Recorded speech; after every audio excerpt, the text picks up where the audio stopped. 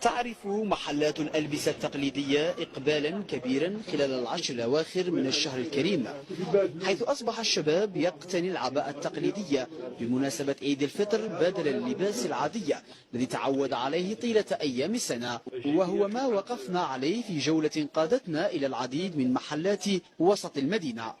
لك الرجوع إلى الأصل فضيلة، فهمتني؟ نتمنى إن شاء الله كما كاع الشباب يولي الأصول تاعه. راني داير حاجه تقليديه للوالد تاعي راه موصيني. الشيباني تاعي قال لي ماذا بيا جيب لي عبايه والحفاض وجي ليا ومعها الساعه معها الساعه العربيه. القندورة أو العباءة المراكشية أو القميص الإماراتية تتراوح أسعارها ما بين 3800 و 30 ألف دينار جزائري في أغلب المحلات، وتلقى رواجا كبيرا بين فئات الشباب مع اقتراب عيد الفطر.